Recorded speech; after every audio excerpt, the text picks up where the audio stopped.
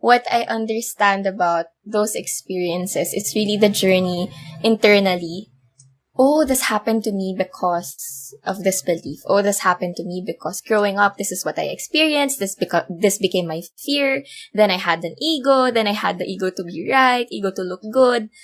And those lessons are allowing me not just to become more self-aware, but also dive deep into who I am as a person.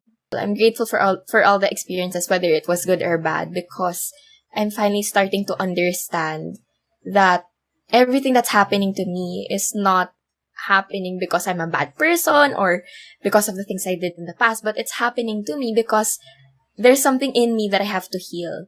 And I'm not sure if you're familiar with this term, that before you bring someone to light, you have to go through darkness first. And that's kind of my journey right now, discovering everything about what happened, the wrong things that happened to me in the past, all the painful experiences, and bringing it to light so that I can heal it. And once I'm healed, the journey now is to also heal people. That's why that's one of my missions nowadays, is to really not just love, but also heal and empower people, because they can, and you can, and I believe you do.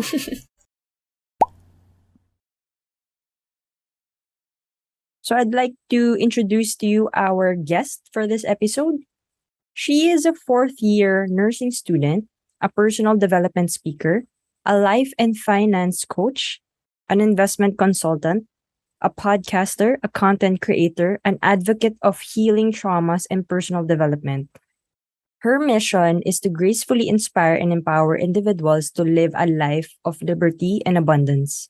She aims to spread love and light to one person a day, envisioning a world that is filled with love, healing, and individuals empowering each other for growth and self-improvement. So please welcome Chriselle Soco. Hi, Chriselle. Welcome to the podcast. Hi, Mia. I'm so excited to do this. Can you give us a brief background of first what you do, and can you share with us your experience from your past relationships? So, ayan, for the brief background, I'm actually a life and wealth coach and also a fourth-year nursing student at the moment. And right now, I'm also exploring digital content creation. And I'm just so happy that right now, there's just endless opportunities.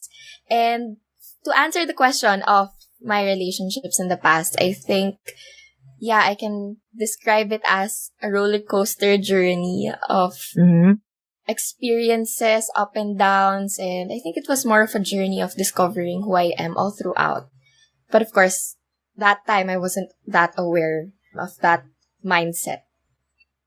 Can you give us examples of the biggest lessons that you've learned from your past relationships, just to dive a bit deeper your experience? Okay, so biggest lesson that I've learned all throughout my relationship, I think to sum it up, if you are healed, then you will also heal people. But if you are wounded and you enter relationships with that state, you're gonna cause more pain and wound to other people. Even if you are aware or not of this idea, it's really what happened to me in the past. Another learning is I attract who I am. So the relationships I've been into in the past few years, I think I've let go of the blame, of the self-victim phase, that no, this person hurt me, I don't want to forgive this person. And I think I truly understand why I had to go through all of that. It was because I was attracting who I am. So it wasn't me blaming them anymore. I think it's more of me thanking them for teaching me a lesson. To paint a picture of it, can you give us like a scenario of certain relationships that you've been in, that can you tell us where you are mentally at that time, and then what learnings did you get from that experience? One of the things that I can share about this was because in the past, I wasn't really aware of boundaries. So I had none. I had absolutely zero, as in no boundaries. And what happened during the relationship was, quote unquote, welcome abuse me, because I don't have anything to protect myself from. Are you also a people pleaser? Yes. Yeah. Very, very people pleaser in the past. Okay. So, I think, yeah, there was that fear that I'm scared this person will abandon me, will see me as someone that is not worthy. And I didn't know those kind of judgments were actually coming from myself. So, to paint a picture, this happened in all of my relationships. I don't want to say that I was abused like that, but more of... You don't want that, like victim mentality. Yeah, right? I think more of it happened to me because I allowed it to. So, at that time, mentally, my idea was, I'm not good enough. This person hates me. If I make a mistake, I'm gonna get judged.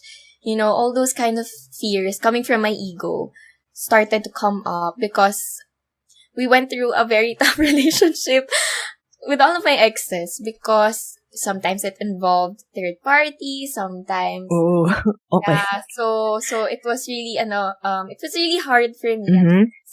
But yeah, mentally, I think I was in that state that I was scared and I couldn't be who I was. I couldn't express who I was. Couldn't say what I really wanted to say or what I was feeling because I'm scared that this person might break down. Coming from a people pleaser mindset, I think you would agree. Yeah, We always put others first before us. Yeah. That's kind of like the whole thing. Yeah. So can you say that even during those relationships in the state that you were in, were you able to see the red flags? And what did you do after that? Like, did you just ignore it or did you just simply just put it under the rug? Like, what did you do? Yes, I think I definitely saw it back then, but I was too blinded by love. Person. So, no, I'm not gonna, tolerate this red flag. Yeah. I love this person. I'm gonna stay no matter what because I had the ego to prove that I could. Yeah. That I could stay all throughout. So, that time, I think I was ranting to my friends that I'm experiencing this with my partner. I feel hurt. And they kept telling me, oh my gosh, you don't deserve this. You should break up with this person. But I didn't do it because again, of the ego that I had to prove that I could. Yeah. And yeah, I think one factor as to why I did all of that as well was because of my idea of love. Yeah. Growing up, my definition of love is sacrifice.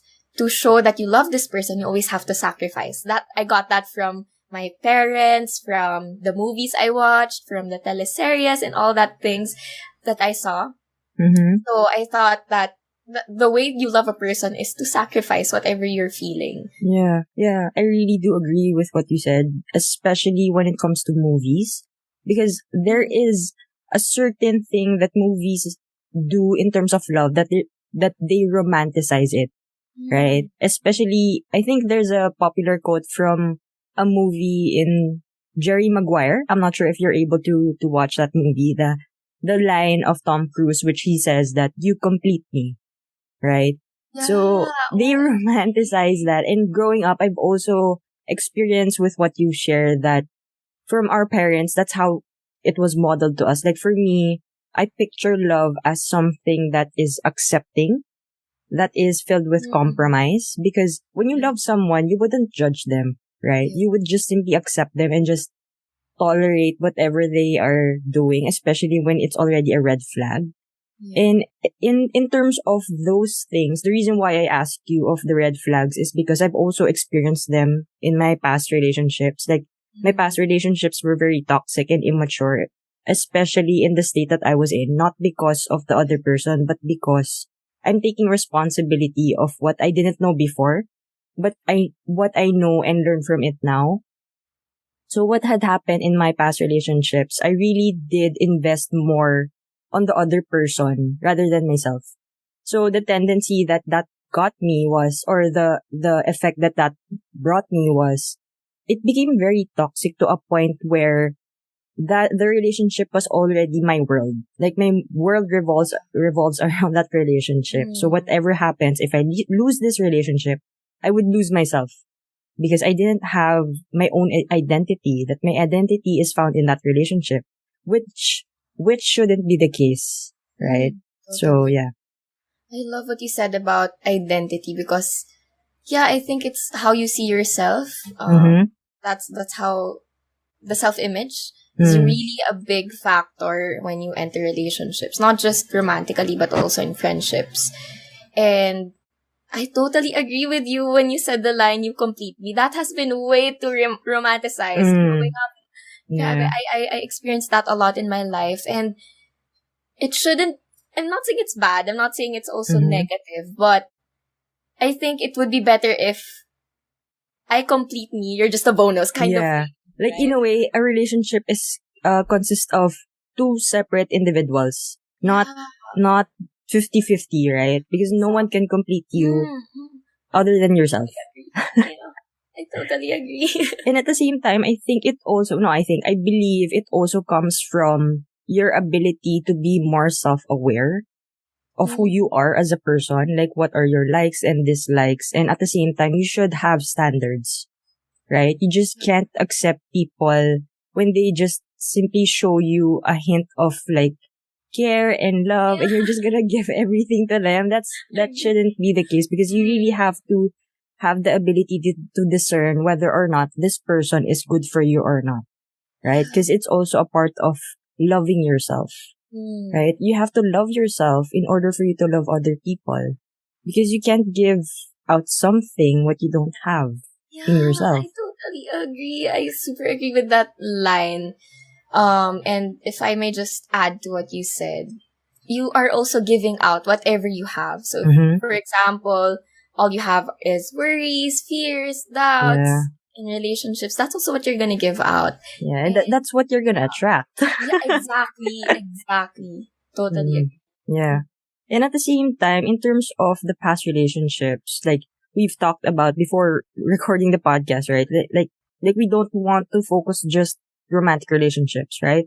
It also applies to our friends, our family, and our relatives and our coworkers and relationships in general, right? So can you also share with us your other experiences in terms of those aspects and other relationships? I'll start with the relationship I had with my friends growing up. I don't think most of my friends know this, but I grew up abroad. So I think for 13 years, I grew up in the Middle East. It's a country called Yemen. And as young as I was, I think 3 years old, I was exposed to a lot of different people, different nationalities, different beliefs, cultures, and all that.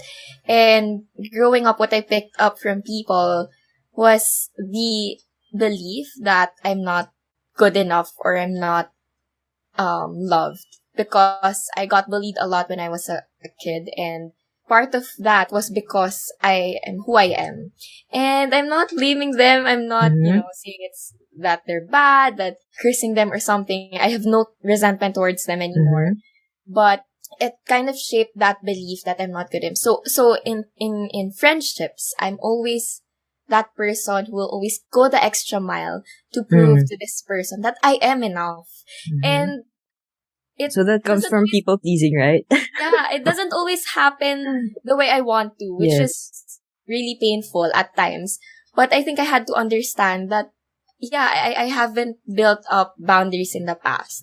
So even if I'm empty, my cup is empty, I have nothing to give, I'm still gonna go for that extra mile because I wanna prove that I'm worthy of your friendship, I'm worthy of this space, of this circle, but that's not what they're seeing. So yeah, I think in friendships, a big factor of that came from my childhood. And right now, I'm just happy and proud that I've overcome the people-pleasing part. Because right now, I'm just keeping friends and people in my space that add value to me. I'm no longer attached, whether this person or not stays in my life. I know that whoever stays are the ones that are real, And I'm starting to appreciate that quality over quantity. Yes. Yeah, I'd rather have 3 friends who are pure and genuine and real instead of having like 300 that are fake ones. Yeah, agree. And I really wanna add to what you said because I can really, really relate to what you said, especially when it comes to the people that you choose yourself to be around with. Like, I remember you shared this with me during one of our conversations about the theory of space. Yes. Right? Like, you are the 5 people that you hang out most of your time with. Like, if the 4 of your friends are gossipers or cheaters or all the negative things, you will be the 5th person to be that negative thing, right? And Also, to add to what you said about you seeking worth from other people, like you seeking validation from other people, it also boils down to not knowing what you're worth. That's why you're seeking it from other people or somewhere else, right? Because you also don't have that self-awareness that you should love yourself, that you are worthy. At the same time, you really have to believe on those things first. Like you are worth loving, that you are worth caring for, that you are worth being taken care of by yourself in order for you to also show that to other people, not showing for the sake that they would give that to you as well, but rather you are your own person, right?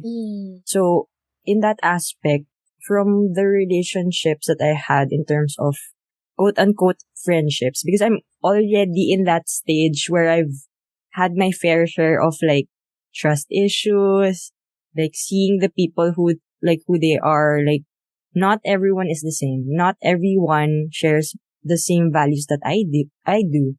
And growing up as well, I never realized that I lacked self-awareness, that I was very much entitled, that I was all the things that I didn't know that I was. Especially, I grew up being a people pleaser as well, simply because of like my childhood. Like I didn't get the love and the care and the attention that, in a way, the nurture that I got growing up. So I never got that. But again, like what you said earlier, we don't want to be in that victim mentality or victim mindset, right? I wasn't a victim, but rather that is just the circumstance that I grew up in, right? So I wouldn't want to carry that all throughout my adulthood, because when I carry that all throughout my adulthood, one, I wouldn't be responsible for my own life.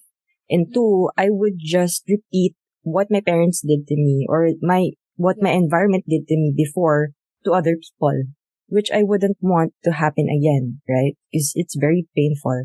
And the reason why I say that is because the lessons that I've learned from like fake friends or fake acquaintances or all the relationships in the past was, you would know if someone is bad for you or has a negative effect on you when you doubt yourself, when you feel depressed, when you feel anxious, when you feel, well, trust issues, or in a way, when you are feeling that you are hard to love.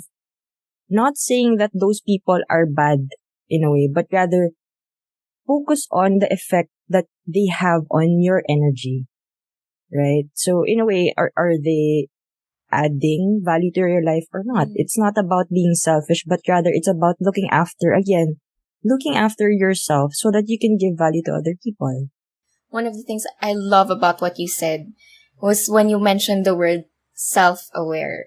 Because everything starts from there. Once you become self-aware of your own thoughts, of your own actions, of why you do things, you have a bigger understanding of yourself. Then you also have a bigger responsibility to act wiser next time. And I think I wouldn't be where I am right now if not because of self-awareness as well. And you also mentioned about belief earlier on, which I also love because I think most people don't understand that everything that's happening to them or everything that's happening to me or to you or to anyone is not a product of who they are, but what they believe in. Because, for example, I'd say that my belief about myself is I'm not good enough. Then I'm only going to attract experiences, situations, and people that will emphasize that belief. And until I break that, until I believe that it's not true, it's gonna keep happening to me. It's gonna keep repeating like a pattern to me. And that's why self-awareness is really very important. Because it all starts there. And I love that you mentioned it. Agree. And affirmations, you really have to practice affirmations that I am loved, I am worthy, I am cared for, I am all the positive things that you want to be as a person or as an individual, not as something that you wouldn't want. Is again, what you think over and over, what you say over and over, even if it's just in your head, that's who you're gonna attract. And at the same time, that's what your actions are gonna be. Because what you think all the time will come out to your actions, because those are your beliefs, right? And when you do that every single day, that's the trajectory of your life. In my past experience, I always think that I'm hard to love, that I'm unworthy, that I'm not good enough, that I don't know how to talk, I don't know how to communicate. And ironically, I became a podcaster. And now I'm talking to you. I'm interviewing you. So a fellow podcaster. So in that aspect, before, I wasn't in the place where I want myself to be. Like I've always dreamed of being like where I am right now. Like I want to improve on my communication skills. I want to have good relationships, good and real relationships. I want to emphasize on that. So good and real relationships. I want to be able to not in a way repeat the toxicity of who I was before. So right now, as I practice affirmations, it's not about you just wanting to be that certain someone that you dream of, but rather it really takes action. You know, it's not just a one-time, big-time type of thing, but rather it's a daily process, right? That's why I entitled the podcast Encourage to Try, because in order for you to be the best at what you do or what you want to do, or in order for you to succeed, you really have to consistently try and fail every single time, right? Like up until now, I'm sure that you're still working on yourself, right? In building boundaries, because you can't learn everything in just one experience. You can't learn everything in just one day, right? It's a process. Life is a process. I think one thing that I love about affirmations, if you don't know this, our bodies don't know the difference between saying out loud versus thinking it out. So when we say things, the energy that our body receives doesn't understand if this is a good thing or a bad thing. When you do negative self-talk and you say it out loud, I'm not worthy, shucks, I'm scared, all these kind of things. And when our body receives that, it kind of keeps a score. It kind of adds to traumas instead of healing. Yeah. So what I love about what you said is really putting in also the action, not just saying out the words that I am good enough, I am loved. Really, yeah, it's a long journey of trying to act out that whatever affirmation you want to believe in. Agreed. So yeah, I think one thing I also want to add here as well is my mentor, Coach Ross Huson, always mentions this. When our body, when we say something, that's our language, and language is only 7% of the total congruency of us as human beings. So for example, we say that we are good enough, or maybe, let's use a different one. Let's say I'm wealthy. Our language is only 7%. Next is, the body is 55%, and, emotion is 38%. So if one of these three are not aligned, let's say you say that you're wealthy, but your actions don't match it, it's really just gonna add to the fact that, maybe this isn't working for me. Maybe I'm really not good enough. Because you have to align it with those three every day. You have to show up as someone that believes that you are wealthy. You do actions that will lead you to a wealthier state. And you also say things that emphasize that you are wealthy. It's not enough to just say it, not enough to just act it. You also have to feel it. So that's the congruency that we're talking about. And, for me, after learning this, I know in myself that when something doesn't work, I know that I'm not congruent. There's something either from my language, from my emotion, from my actions that is not aligned. And I'm able to become, self-aware, about this fact. So I can change now. I can shift and not stay in that state that, oh no, it's not working for me. Like, you're getting this. Yeah. I love that. In a way, what you're trying to say, I think, is you shouldn't contradict yourself, right? Yeah, definitely. When you say that you're wealthy, tapos you believe in, oh no, this is not for me. This is too expensive. That's already not aligned. Yeah. It's like self-awareness really does play a big role in how our trajectory of life will go, right? With everything, like your experiences, your realizations, your practices, your daily practices. How did all of those lessons play a role in who you are today? Those lessons are very important for me because recently, I've just been processing this recently. When this happened to me in the past, I was not in the right mentality, in the right mindset. But right now, what I understand about those experiences, it's really the journey internally. Oh, this happened to me because of this belief. Oh, this happened to me because growing up, this is what I experienced. This became my fear. Then I had an ego. Then I had the ego to be right, ego to look good. And those lessons are allowing me not just to become more self-aware, but also dive deep into who I am as a person. Mm-hmm. And I think I'm just grateful. I'm grateful for all the experiences, whether it was good or bad, because I'm finally starting to understand that everything that's happening to me is not happening because I'm a bad person or because of the things I did in the past, but it's happening to me because there's something in me that I have to heal. And I'm not sure if you're familiar with this term, that before you bring someone to light, you have to go through darkness first. And that's kind of my journey right now, discovering everything about what happened, the wrong things that happened to me in the past, all the painful experiences, and bringing it to light so that I can heal it. And once I'm healed, the journey now is to also heal people. That's why that's one of my missions nowadays, is to really not just love, but also heal and empower people, because they can, and you can, and I believe you do. I love that. And what you said really resonates with me in such a way that there's a cliche, right? Hurt people, hurt people. Heal people, right? Again, because what's your daily practice every single day? That's what you'll do all throughout the day. And most people operate from subconscious mind, or subconsciously, meaning or what they're used to, happening. right? Yeah, that's their autopilot. That's their automatic set of beliefs, behaviors, and attitudes. So it's really important to be in the space as well of people who can tell you that you're operating subconsciously, or that's not really who you are. And I think that's one big factor as to why I'm doing this. It's because the people that I have around me are also diving deep on self-awareness, personal development, and every one of us, we all have subconscious sets of beliefs and behaviors and everything. And I think it's up to us to really dive deep on that. Yeah.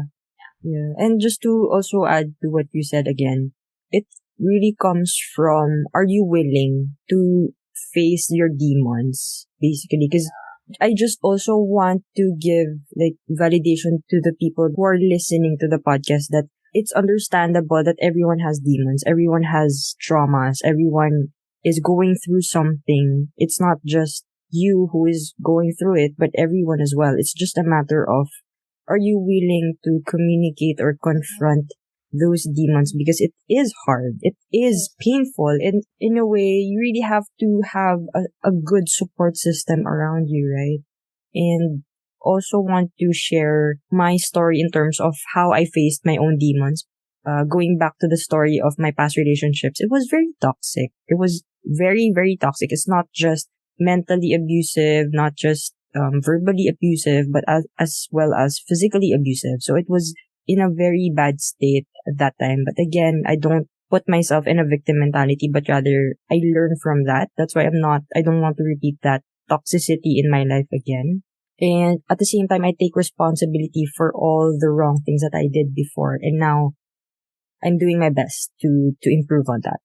So the reason why I say that is because after that relationship, like the other person broke up with me, I was really devastated because I've also mentioned earlier that the relationship was my world, my life, my purpose. So when that was forcibly taken away from me, because I can't control whatever the decision of the other person was. So it took a while for me to really accept that I needed therapy. Because as you also mentioned, that ego also plays a role as to why you want to hold on to a certain relationship or to a certain person or to a certain circumstance or scenario, right? Especially when you see this person as someone you quote unquote the love of your life somewhat. So in terms of that, it really took me a while to accept that I needed therapy. When I thought of therapy, for me, I see therapy as something that a crazy person needs. But in my head, in my mind, I don't need therapy. I'm not a crazy person. How egotistic of me to think that. How much lack of self-awareness I was in the past. That's how I am. So it took me a while to really accept that. And then I started going to therapy. Though I didn't even finish therapy, the only thing that therapy taught me was you have to be responsible with your thoughts. You have to be responsible for your own growth, right? Though we all need a community to help us, right? But at the end of the day, if that community wants to help you, and if you're not willing to help yourself, no one will be able to help you. It has to start with you, that you have to be willing to be helped. And at the same time, I also want to affirm that it's a process. Because after that breakup, it took me like 3 years to move on from that relationship. It's not a smooth sailing type of process, but rather, again, what you mentioned before, it was a roller coaster. Like, if you picture life as a straight line, that's not real life. That's expectation, right? Life is consist of different types of roads. Sometimes it's a paved road, sometimes it's an off road, sometimes there's no road. So it really does take time to heal. And at the same time, I also want to validate people that you are worthy of love, that you are worthy at the end of the day. And if you don't see that in yourself, no one will be able to give that to you, not unless you do that for yourself. So that's what I realized in my journey of like fake friends, of being in relationships that I should have left long ago. But again, at the end of the day, I don't want to be in that victim mindset. I just see it as reasons for me to improve even more every single day. I love it. It depends on your perspective as a person. Mm-hmm. And what I love about what you said also is you had the courage, the vulnerability to accept and acknowledge where you are right now, that I need help. And it's not easy because I've been there too. You're gonna go through all the phases of denial to just prove that you don't need help, you don't need support. And it takes up a lot of courage and vulnerability to be able to do that. And I'm honoring you for acknowledging that you needed help at that time. And for also acknowledging the responsibility that you play, that you have in this life, because this is your life and everything that's happening to us, to me, to you, it's all our responsibility. And yeah, I think one of the reasons why most people enter in toxic relationships and toxic habits is because they're in denial. They're scared to face the fact, the demon. They're scared to go through darkness and all that, not knowing that it is a journey. It is something you have to go through. Nothing to be ashamed about. Nothing to hide, because we're all humans and we go through phases in life, and it's not always sweet and flowery and butterflies and rainbows. It's really the dark roads that teach us the hardest lessons. So I love that you took responsibility after discovering what you discovered about yourself and owning up to this. And right now I can see and sense that you are a better person, improving every day, because you know that this is your life. No one else is gonna do it for you but yourself. No, thank you, Chriselle. I appreciate everything that you've said and shared. And just to wrap up everything, what is one word or sentence that you would want to encourage everyone to try today?